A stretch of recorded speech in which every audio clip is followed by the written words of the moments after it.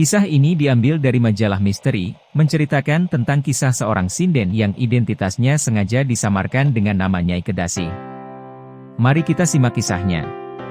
Walau usianya sudah diambang 70 tahun, garis-garis kecantikan masih tersirat di wajahnya yang bersih.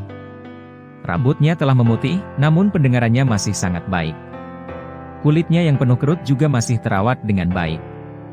Sesekali dia masih bisa melenggak-lenggok tubuhnya yang ringkih untuk menari jaipong. Orang-orang yang tinggal di kampung lereng gunung itu mengenalnya dengan nama Nyai Kedasi. Dia tinggal di rumahnya yang sederhana, namun berhalaman cukup luas dan asri. Ditemani oleh Encih, wanita berusia 40-an tahun. Encih mungkin satu-satunya orang yang masih bisa merekam dengan jelas kehidupan Nyai Kedasi di masa lalu. Maklumlah, sejak kecil Encih memang sudah ikut dengan Nyai Kedasi. Bahkan, Encih sudah diangkat sebagai anak. Dari perkawinannya dengan Atta, Encih memiliki sepasang anak, putra dan putri yang keduanya juga telah menikah dan memberikan Encih cucu. Mereka tinggal tak jauh dari rumah itu. Saya tidak tahu siapa orang tua saya yang sebenarnya. Sejak kecil saya sudah ikut Nyai Kedasi. Kemana saja Nyai Kedasi mentas, saya pasti ikut, cerita Encih. Dari raut wajahnya, memang tak ada kemiripan sama sekali antara kedua wanita ini. Nyai Kedasi berwajah khas wanita priangan, dengan paras sedikit bulat dan berkulit bersih. Tapi Encih kelihatan lebih hitam, wajahnya pun tampak lebih keras. Jadi jelas kedua wanita itu sama sekali tak memiliki pertalian darah. Nyai mengangkat Encih sebagai anak waktu usianya masih 10 tahun. Dia ini anak salah seorang nayaga di grup Sinar Pasundan, tempat dulu Nyai bergabung, ujar Nyai Kedasi. Hubungan antara Nyai Kedasi dan Encih mungkin hanya sebagian kecil dari sisi menarik perjalanan hidup wanita yang masih memiliki suara merdu saat menyanyikan tembang Cianjuran itu. Ada hal lain yang jauh lebih menarik, yakni sisi kehidupan Nyai Kedasi dalam hubungannya dengan dunia yang dulu digelitinya. Sinden Jaipong. Nyai ini dulunya adalah seorang primadona di grup Sinar Pasundan, bibir tua itu bergetar. Lalu, matanya yang cetung memandang jauh ke depan, dengan sorot menerawang. Dia tengah berusaha mengumpulkan segenap memori masa lalunya.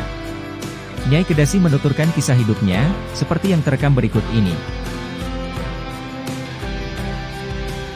Aku terlahir dari keluarga seniman. Ibuku seorang sinden, dan ayahku seorang penabuh beduk yang cukup andal.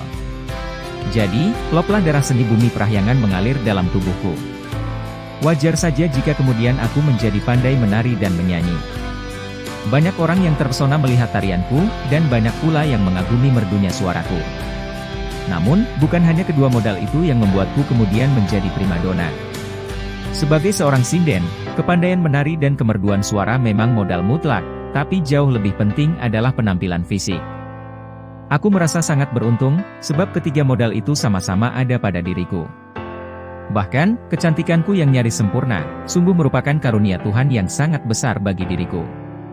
Banyak pria yang tergila-gila padaku, karena kecantikan dan kemolekan tubuhku. Mereka rela mengorbankan apa saja asal bisa mendekati diriku. Bahkan tak sedikit para juragan kaya, termasuk pejabat ketika itu yang berusaha menyuntingku. Rata-rata mereka ingin menjadikan diriku sebagai istri muda, atau istri simpanan. Sebagai wanita normal, tentu saja aku keberatan menyandang status sebagai istri muda ataupun istri simpanan. Apalagi ketika itu aku sedang jatuh cinta pada Sumantri, seorang guru SD yang masih berstatus bujangan. Dengan kehadiranku, grup Sinar Pasundan tempat aku biasa nyinden kian terkenal. Hampir di sepanjang musim grup ini tak pernah sepi order manggung. Begitu terkenalnya aku sampai-sampai dalam sekali mentas bisa mendapatkan uang sawer dalam jumlah sangat besar, bahkan terkadang jauh lebih besar dari nilai kontrak panggilan. Bila aku manggung, pria berjubel ingin melihat kecantikan dan lenggak-lenggok tubuhku yang aduhai. Begitu besarnya minat kaum pria atas diriku, sampai-sampai kerap kali terjadi perkelahian di antara mereka. Bahkan tak jarang hingga mengorbankan nyawa.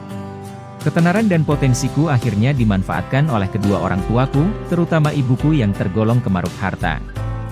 Ibukulah yang selalu mendorong agar aku bisa menangguk keuntungan dari banyaknya pria hidung belang yang ingin menyuntingku. Dalam istilah Sunda, ibu ingin menjadikanku sebagai wanita yang pandai ngeret. Kehidupan yang bergelimang uang dan pujian akhirnya memang membuatku lupa daratan. Aku pun larut dalam gaya hidup sesuai dengan keinginan ibuku. Banyak pria yang akhirnya patah hati, setelah mengorbankan uang relatif banyak untuk sekedar menyentuh tubuhku. Karena mabuk akan dunia yang glamour ini, akhirnya aku pun melupakan Sumantri, guru miskin itu. Apalagi kemudian Sumantri dipindah tugaskan ke daerah Lampung, sehingga kami pun tak mungkin bisa bersama lagi. Cinta, rupanya memang menjadi sesuatu yang tidak berarti bagiku. Mungkin hal ini terjadi karena aku bosan dengan ungkapan cinta yang dikatakan oleh begitu banyak lelaki. Aku menganggap semuanya hanya angin lalu, dan aku menganggap cinta itu tak pernah ada. Jangan berikan cintamu pada mereka, berikan saja tubuhmu. Begitu yang selalu diajarkan ibuku. Mungkin sesuatu yang tidak normal, tapi menjadi normal bagi kami ketika itu. Kenyataannya, memang demikianlah kehidupan para pesinden yang betul-betul dituntut untuk bisa memanfaatkan tubuh dan kecantikannya demi mendapatkan limpahan materi. Bahkan untuk tujuan ini, ibu tak jarang membawaku ke dukun-dukun untuk dipasangi susuk. Entah berapa banyak susuk yang tertanam di tubuhku. Mulai di wajah, bibir, hingga pinggul.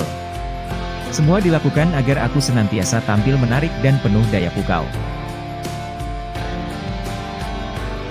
Namun, hidup bagaikan roda pedati, kadang di atas, kadang di bawah. Begitulah kenyataan yang akhirnya terjadi pada diriku. Di suatu malam yang dingin, ketika aku tengah bertabur uang dan pujian dalam suatu pementasan, sebuah tragedi berlangsung dengan sangat perih. Segerombolan garong telah membantai ibu dan ayahku, hingga nyawa mereka terenggut. Ketika itu, ibu dan ayahku memang tidak ikut rombongan grup Sinar Pasundan. Mereka memilih tinggal di rumah kami yang lumayan besar dan mewah untuk ukuran ketika itu. Pas tengah malam, gerombolan garong itu masuk. Mereka merampok harta kami dan membinasakan kedua orang tuaku.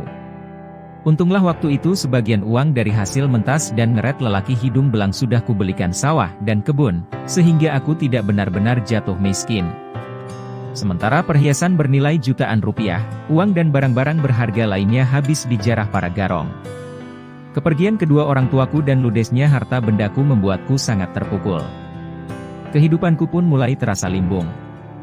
Sialnya, di tengah keadaan seperti ini tiba-tiba datang Juragan Jaja Subarja yang menuntutku agar segera menikah dengannya. Pokoknya kita harus segera melaksanakan pernikahan kita, Nyai. Bukankah aku sudah mengatur segalanya dengan almarhum kedua orang tua, Nyai? Kata Juragan Jaja Subarja. Aku benar-benar terkejut mendengar tuntutan itu. Bagaimana mungkin aku sudi menikah dengan bandot tua yang sudah memiliki dua orang istri itu? Saya tidak mengerti bagaimana maksud Juragan, ujarku. Lelaki yang terkenal paling kaya di daerah Banjar Patroman ketika itu, tampak sangat kesal dengan jawabanku. Namun dia masih berusaha sabar. Begini, Nyai. Seminggu sebelum kedua orang tuamu meninggal dibunuh para garong itu, aku sudah melamarmu kepada mereka. Bahkan aku sudah memenuhi tuntutan yang diajukan oleh ibumu. Dan sesuai petunjuk ayah dan ibumu, rencananya hari Senin depan kita menikah. Rasanya aku seperti disambar petir mendengar penjelasan itu. Bagaimana mungkin aku harus menikah dengan juragan, sedangkan aku tak pernah tahu dengan urusan itu, sergahku. Saya tidak mau tahu soal itu, Nyai.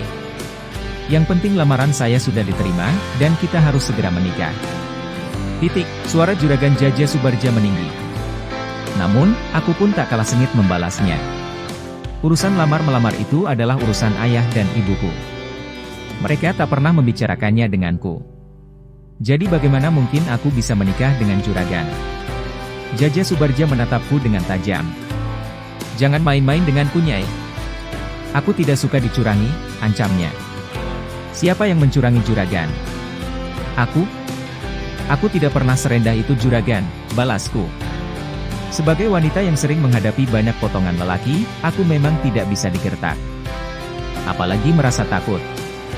Juragan Jaja menggebrak meja. Kalau kau tidak bersedia menikah denganku baiklah. Tapi kumohon kembalikan 500 gram emas dan 10 juta rupiah uang yang telah kuberikan kepada ibumu, katanya dengan suara keras. Hampir saja aku melompat mendengarnya.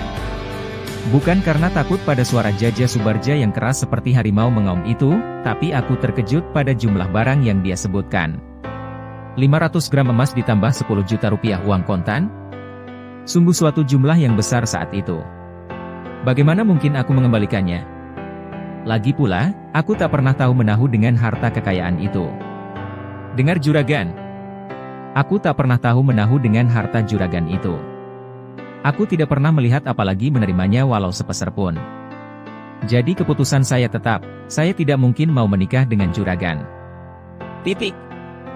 Aku tak kalah sengit membalasnya. Ibuku memang selalu mengajarkan bahwa lelaki tak selamanya harus dihadapi dengan kelembutan. Baik Nyai. Baik. Subarja bangkit dari tempat duduknya. Kalau kau tetap bersikukuh dengan pendirianmu, aku relakan semua harta benda milikku itu. Tapi ingat satu hal Nyai. Kau tidak sudi menjadi istriku, tapi aku pun tidak sudi kau diperistri oleh lelaki lain. Camkan itu. Juragan Subarja pergi meninggalkanku dengan ancaman yang penuh dendam. Namun, aku menganggapnya hanya angin lalu. Bukankah lelaki yang ditolak keinginannya selalu saja berbuat kalap? Ah, mereka memang selalu seperti anak kecil. Pikirku ketika itu.